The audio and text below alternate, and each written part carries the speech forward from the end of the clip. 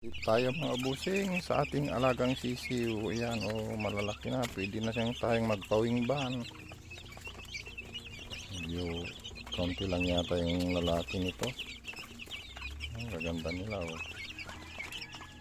Malakas na nilang kumain. Ay, papakita ko sa inyo mamaya yung pinapainom ko. Kasi dati ito nanghihina sila. Ayan, lalo na itong isang ito. Mahina. Ngayon kumain na. Mabubuhay yata.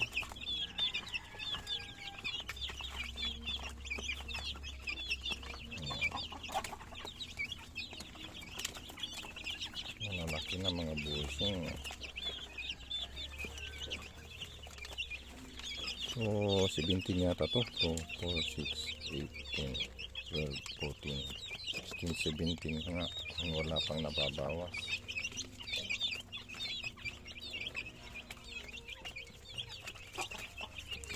Ganda nila at ito medyo nahuli ito ng isang linggo. Malalakas, malulusog. Yan yung pinapainom kong tubig nila. Bali-balira. Mabibis kagira mga busing.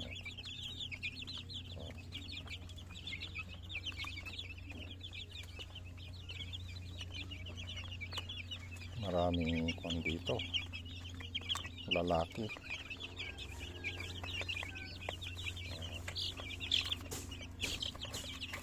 Ang bilis magpadami ng kwan sisiw. Ayun na sila.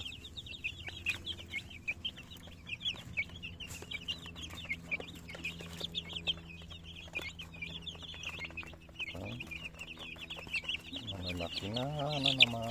Yan ang ganda ng katawan. Makapal, malulusog. Diyan muna kayo at tingnan natin yung ibang alaga natin. At ito, native to mga busing. Tingnan nyo yung native namin dito. Texas na.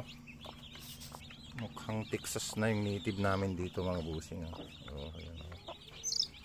Ang daming anak.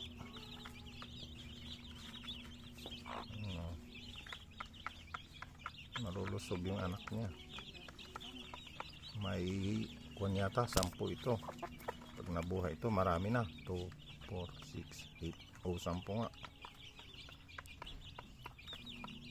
Native ito mga busing. Native namin dito sa Pangasinan.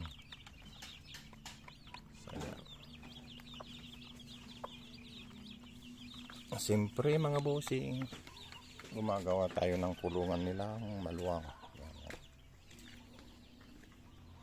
Medyo maluwang yung kulungan nila. At titignan natin ulit yung nasa incubator natin. Kung mayroon nang nagpisa. So, temperature nga mga busing yan. Ito ang incubator na ginagamit namin. Ayan. Okay naman siya. Ayan. Dalawa siya mga busing. Ayan. Sisilipin natin kung mayroon ng sisiw. At ayan, malalaki na. Sayang yung isa mga busing. Parang hindi ito makakasurvive. Wala na to.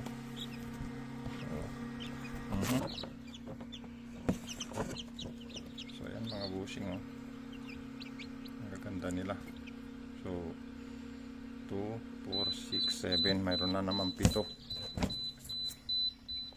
Ito delikado na to. Kawawa naman pag immerse killing natin. Yan muna, ilagay muna natin dyan sa mainit. Wala ito, napila ito. Wala na to. Kawawa siya mga busing. Ayan, napilay siya. Wala na to mga busing.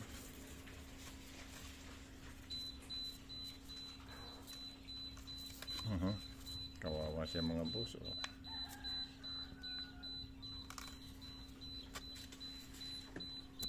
Ayan. Nagtuto tumutot-tot yung incubator natin. Yan, no? Maliliksi yung kuwan. 2, 4, 6, 8 pala. 2, 4, 6, 8. Mayroon na naman tayong 8 dito. Oh, daming manok, mga busing. Bilis magpadami. Higit ng 50 yung sisyo natin. Itong nagustuhan kong native, oh. Ang kanyang mga anak. Galing niyang mag-alaga ng anak niya. Itlog niya, oh.